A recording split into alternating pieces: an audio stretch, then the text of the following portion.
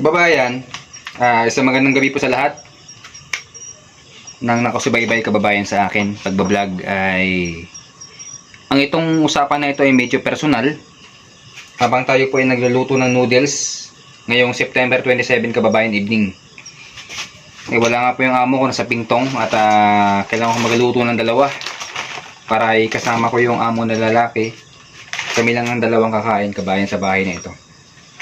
Ngayon, gusto ko lang linawin kababayan na sa lahat po na humusga sa aking pamilya, asawa ko, anak ko, sa nangyari kanina sa issue sa amin sa Balagtas Heights kababayan. Bago po kayo talaga manghusga kababayan, tingnan nyo muna yung sarili nyo.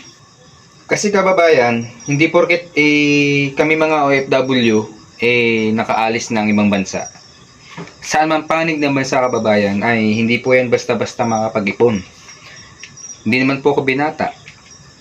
Hindi naman po ako suwail na ama para tatalikuran ko yung aking mag-ina para sa aking kapakanan kababayan. Lalo na po yung may sakit po yung bata. At dito po sa bansa na ito ay hindi po ganun kalaki ang sahod kababayan. Ako na po nagkasabi sa inyo, Taiwan. Napakaswerte nyo na po kung sa company na maganda kayo, kung kayo po ay factory, napakalaki pa ng overtime nyo kababayan. Pero ako na po nagsasabi sa inyo is na paswerte yan po talaga sa abroad kababayan. Kahit po sa amin sa caretaker dito sa mga amo, kapag po napunta ka dito kababayan sa amo na brutal, kawawa ka po talaga. Alam nyo kabayan, ako yung tipo na isang OFW na kahit wala akong ipon, uuwi ako para makita ko lang anak ko na may sakit. Ganyan ako kabayan. Kaya kabayan, wag na wag po kayo maghusga ng kapwa. Lalo na po wala kayong alam sa sitwasyon ng mismong buhay ng totoong pamilya kabayan. Out proud to be OFW. Kahit wala akong ipon na pupunta sa anak ko, uuwi po kababayan at ibablog ko yan ng proud to be kabayan. Kahit wala akong ipon, ganyan ako bilang isang ama.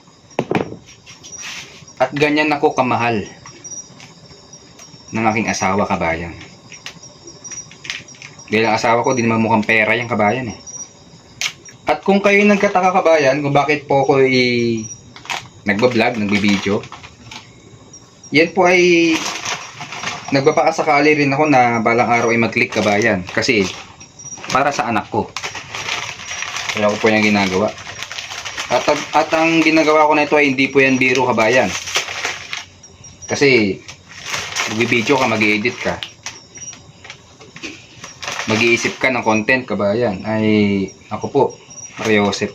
Sa pagbablog, hindi mo alam kung saan ka magsisimula. Subukan nyo po gawin na mag-video po kayo at kung ano po yung gusto nyong content, subukan nyo lang kabayan para malaman yung sinasabi ko. Kaya bago po kayo maghusgan ng isang kapwa, lalo na po sa isang OFW na kagaya ko na bilang isang ama, may dalawang anak at wala pa na pundar sa buhay, 1 year and 7 months kababayan sa Taiwan, ay proud to be kabayan kahit wala akong pera.